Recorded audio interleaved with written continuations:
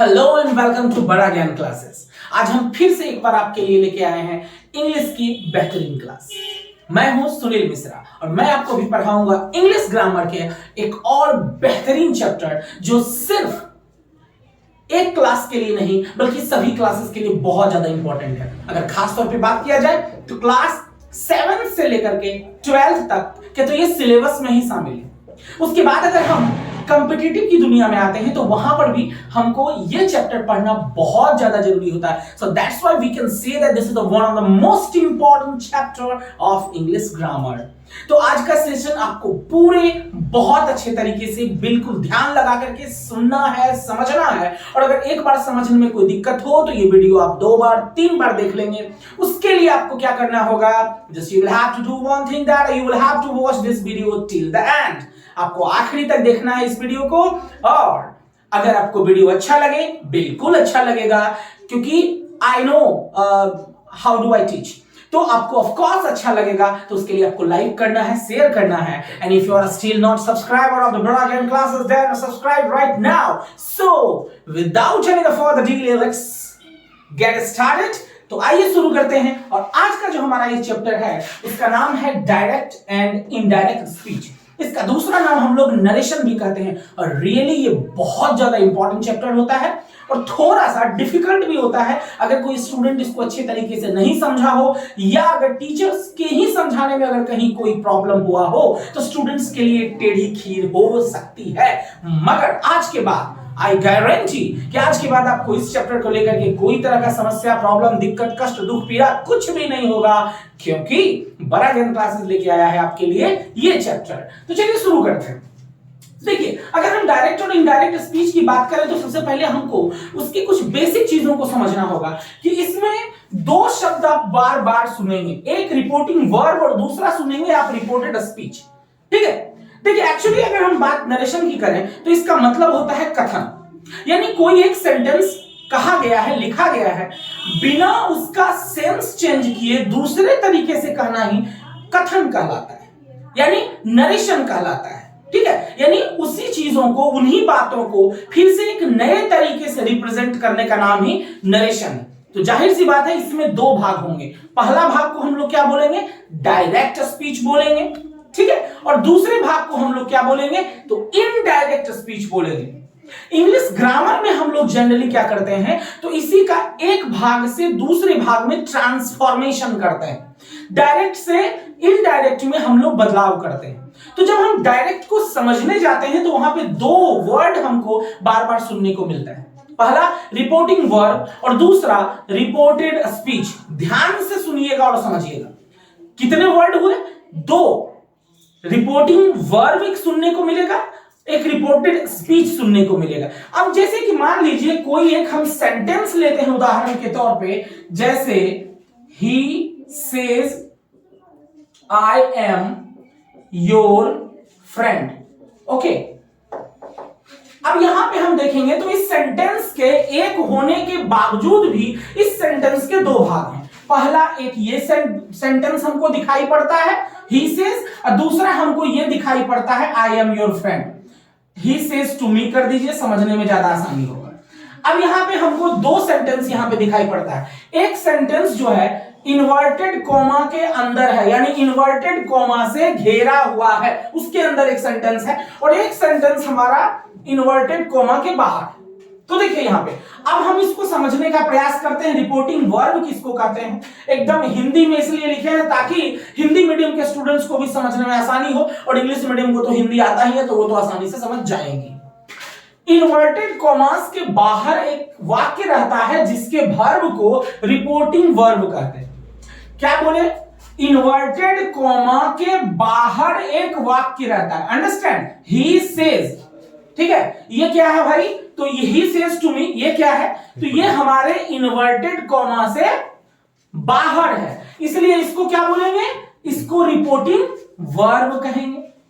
और दूसरा क्या है, इस इन्वर्टेड कॉमा के अंदर जो सेंटेंस होगा उसको हम लोग रिपोर्टेड स्पीच के नाम से जानते हैं। अब यहां पे ऐसे भी देखिएगा, अगर समझने का प्रयास कीजिएगा तो स्पीच का मतलब भी होता है कथन, कहा गया कोई बात। तो भैया यहां पे जो बोला है वो उसी का सेंटेंस तो यहां है, इसी का बोला हुआ कथन तो यहां है, तो जाहिर सी बात है कि रिपोर्टिंग वर्ब के अंदर जो सेंटेंस होगा, रिपोर्टिंग वर्ब के अंदर जो इन्वर्टेड कॉमा के अंदर जो सेंटेंस होगा उसी को तो हम रिपोर्टेड स्पीच कहेंगे, और इसके बाहर जो होगा उसको रिपोर्टिंग वर्ब कहेंगे। तो आई रिपीट कि इन्वर्टेड कॉमा के बाहर जो सेंटेंस होगा उसको क्या बोलेंगे? उसको बोलेंगे रिपोर्टिंग वर्ब, और इन्वर्टेड कॉमा के अंदर जो सेंटेंस होगा उसको बोलेंगे रिपोर्टेड स्पीच। अब यहां पे हम तीसरा भी एक जरा देख लें, verb of the reported speech, कि इन्वर्टेड कॉमा के भीतर जो सेंटेंस रहता है उसको रिपोर्टेड स्पीच कहते हैं, और उसमें प्रयुक्त वर्ब को verb of the reported speech कहते हैं। यानी इसमें जो वर्ब प्रयुक्त है, एम क्या है? एम वर्ब है, एक्सिलरी वर्ब है, सहायक क्रिया है, तो उसको हम लोग क्या बोलेंगे? Verb of the reported speech. I hope ये तीनों आप समझ गए होंगे कि एक सेंटेंस नरेशन में अगर डायरेक्ट की बात किया जाए तो एक सेंटेंस इन्वर्टेड कोमा के बाहर होगा, एक सेंटेंस इन्वर्टेड कोमा के अंदर होगा। बाहर वाले सेंटेंस को हम रिपोर्टिंग वर्ब कहेंगे, अंदर वाले सेंटेंस को हम रिपोर्टेड स्पीच कहेंगे, और अंदर वाले का जो वर्ब होगा उसको हम वर्ब ऑफ रिपोर्टेड स्पीच कहेंगे। अंडरस्टैंड? आई डोंट थिंक आपको इसको समझने में आपको प्रॉब्लम होगा। उसके बाद जब हम आते हैं कि भैया चलो वो तो हम समझ गए, अब हाउ टू चेंज, हम बदलेंगे कैसे? तो बदलने का जो है एक्चुअली दो तरीके होते हैं। उसको एक हम जो है सिंपल रूल कह सकते हैं, और दूसरा हम लोग जो है स्पेशल रूल कह सकते हैं। तो जब हम सिंपल रूल की बात करते हैं तो सिंपल रूल जो है तीन तरीके से बदला जाता है: change of person, change of tense, change of other parts of speech. Change of person, change of tense, change of other parts of speech.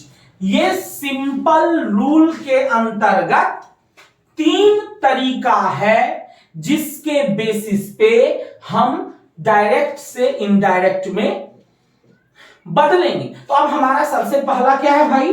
तो सबसे पहला हमारा है चेंज ऑफ पर्सन। तो अब हम इसको चेंज ऑफ पर्सन को देखते हैं, फिर और हम चेंज ऑफ पर्सन को बनाने की भी कोशिश करते हैं। देखिए, हम लोग चेंज ऑफ पर्सन की बात कर रहे थे, यानी ये हमारा जो यहां पे हेडिंग हो गया वो हो गया चेंज ऑफ पर्सन। ठीक है, यानी हम लोग सबसे पहले हमारा चेंज ऑफ पर्सन था, हम उसको कवर करेंगे। अब चेंज ऑफ पर्सन के लिए जो कुछ रूल्स हैं, रूल क्या होगा?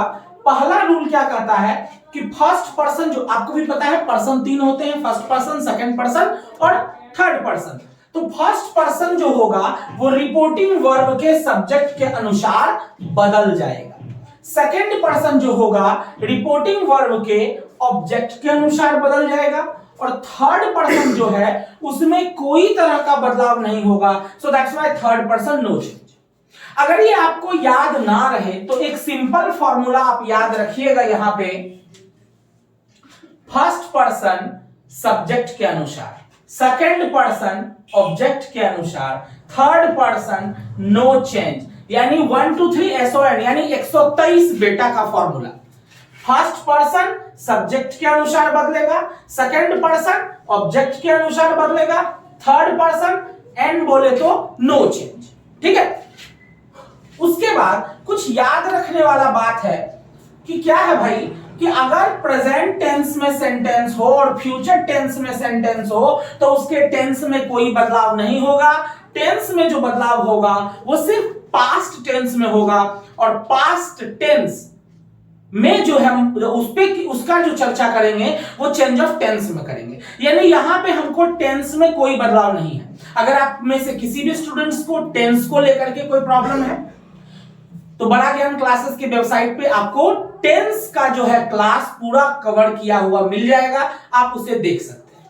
ठीक है, तो अब यहां पे क्या है कि जब रिपोर्टिंग वर्ब प्रेजेंट या फ्यूचर में होगा तो टेंस में कोई बदलाव नहीं होगा, और इन्वर्टेड कॉमास जो सेंटेंस में यूज होगा उसके जगह पर दैट का प्रयोग किया जाएगा, और यहां पे कुछ वर्ड्स बदल जाएंगे। से टू रहेगा तो टेल हो जाएगा, सेज टू रहेगा तो टेल्स हो जाएगा, सेड टू रहेगा तो टोल्ड हो जाएगा। लेकिन बबुआ याद रखने वाली बात यह है कि अगर केवल से रहे तो से ही होगा, सेज रहे तो सेज ही होगा, सेड रहे तो सेड ही होगा। यानी अगर टू लगा करके कोई ऑब्जेक्ट दिया हुआ है तभी ये बदलाव होगा, अदरवाइज ये बदलाव आपको देखने को नहीं मिलेगा। कहने का मतलब से टू होगा तो टेल होगा, सेज टू होगा तो टेल्स होगा।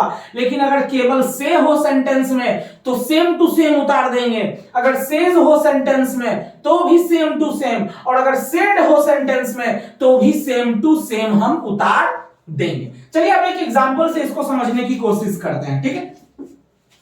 जैसे ही, अब यहां पे इंपॉर्टेंट पॉइंट है, अब थोड़ा ज्यादा ध्यान से समझना है।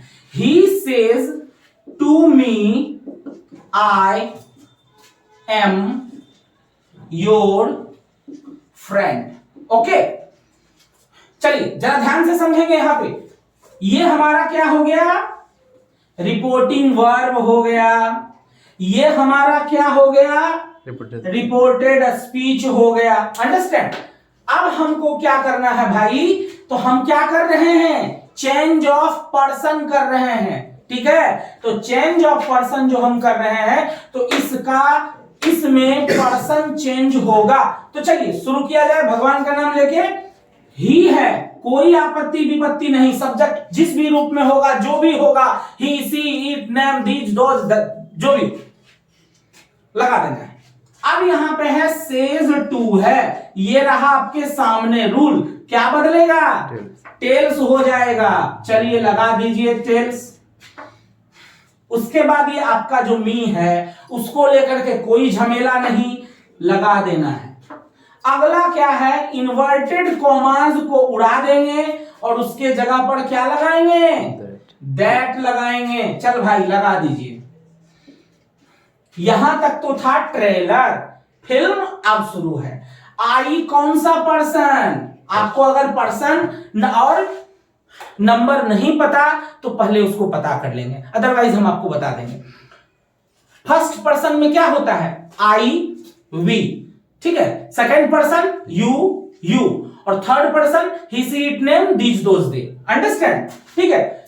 सिंपल सा अगर आप इसको जिन्हें नहीं पता हो, I we you he she it और कोई भी single name, these those they. Okay, ये हो गया हमारा क्या, सिंगुलर नंबर। ये क्या हो गया, प्लूरल नंबर। ये कौन सा, फर्स्ट पर्सन। ये सेकंड पर्सन। ये थर्ड पर्सन। नंबर पर्सन का चार्ट आपका साइड में रहा। तो आई कौन सा पर्सन है भैया, आई हमारा कौन सा पर्सन है, first person singular number. Number से मतलब नहीं है, कौन सा person, first person. First person किसके अनुसार बदलेगा, फर्स्ट पर्सन किसके अनुसार बदलेगा, सब्जेक्ट के अनुसार। किसका सब्जेक्ट, ये भी थोड़ा कंफ्यूज हो जाते हैं लोग, किसका सब्जेक्ट। अरे भाई जब इधर का काम कर रहे हैं तो जाहिर सी बात है इधर के सब्जेक्ट से मतलब होगा, है। तो आई किसके अनुसार बदलेगा, सब्जेक्ट। इधर का सब्जेक्ट क्या है, क्या है, ही है, तो क्या लगा देंगे, ही लगा देंगे। अब यहां पे एम है तो ही के साथ एम तो नहीं लगता है, तो क्या लगता है, इज लगता है, लगा दीजिए। अब योर कौन पर्सन, कहिएगा सर जी योर तो कोई पर्सन है नहीं है, यहां पर तो योर कोई पर्सन नहीं। अब आप बताइए, आप चाहे जिस भी जाति के हो, ठीक है, चाहे आप राजपूत हो, ब्राह्मण हो, यादव हो, कुशवाहा हो, कोई भी जाति हो, आपका जाति कैसे हुआ है, क्योंकि आपके पिताजी का जो जाति था, यानी जो हमारा क्रिएटर है जिससे हम बने हैं उसका जाति हमको ऑटोमेटिक बिस्टोर्ड हो जाता है, गिफ्टेड होता है। तो योर जो है वो बना किससे है, यू से है। तो ये रहा इसका क्रिएटर। तो यू कौन सा person, second person. Second person किसके अनुसार बदलेगा, ऑब्जेक्ट के अनुसार बदलेगा। ऑब्जेक्ट क्या है, ये रहा, तो क्या हो जाएगा, इधर जब आएगा तो माई। फ्रेंड को लेकर के कोई आपत्ति नहीं, ऐसे भी फ्रेंड को आप कुछ नहीं कर सकते, तो फ्रेंड को फ्रेंड ही रहने देना है। तो पूरा सेंटेंस हमारा क्या हो गया, he tells me that he is my friend. चलिए आगे देखते हैं। चलिए एक और एग्जांपल हम लेकर के समझते हैं, थोड़ा सा उससे बड़ा। जैसे Ram says to Sheila, you are my friend and I am your friend। देखिए ये रहा सवाल, ठीक है, ये रहा सवाल। अब यहां पे स्टूडेंट क्या होता है कि थोड़ा सा अगर लंबा क्वेश्चन दिख गया तो लगेगा कि बाप रे बहुत मतलब टफ है। नहीं, अब ये लंबा कैसे है और इसको हम कैसे बना सकते हैं। देखिए कितना भी लंबा सेंटेंस हो, सेंटेंस इससे भी लंबा लंबा होगा, ठीक है, लेकिन सेंटेंस की लंबाई को लेकर के हमको नहीं घबराना है। तो अब इसको क्या करना है, हमको सिर्फ नंबर और पर्सन ही तो बदलना है। तो राम है तो राम हो गया, सेज टू की जगह पर टेल्स आ गया, शीला नाम है, कोई आपत्ति विपत्ति कुछ नहीं, इन्वर्टेड कॉमा के जगह पर दैट। अब यहां से बदलना शुरू। यू कौन सा पर्सन, सेकंड पर्सन, किसके अनुसार बदलेगा, ऑब्जेक्ट के अनुसार बदलेगा। ऑब्जेक्ट क्या है, शीला है यानी लड़की है, यानी सी हो जाएगा, ठीक है। अब यहां पे आर है तो इज हो जाएगा। अब माई कौन सा पर्सन, फर्स्ट पर्सन, किसके अनुसार बदलेगा, सब्जेक्ट के अनुसार है, तो क्या हो जाएगा, सी इज हिज फ्रेंड। चलिए यहां तक बन गया, एंड है, उतार दीजिए, कहीं कोई दिक्कत नहीं। अब फिर यहां से एक नया सेंटेंस है, सेम प्रोसेस बनाएंगे। आई कौन सा पर्सन, फर्स्ट पर्सन, किसके अनुसार, सब्जेक्ट के अनुसार, ही हो गया। एम है, इज हो गया। योर कौन सा पर्सन, ये सेकंड पर्सन, किसके अनुसार बदलेगा, ऑब्जेक्ट के अनुसार बदलेगा, तो क्या हो जाएगा, हर फ्रेंड, ठीक है। इसी तरह से हमको बस बनाते जाना है। लेकिन ये चैप्टर जो है हमारा थोड़ा सा क्या है कि प्रैक्टिस मांगता है।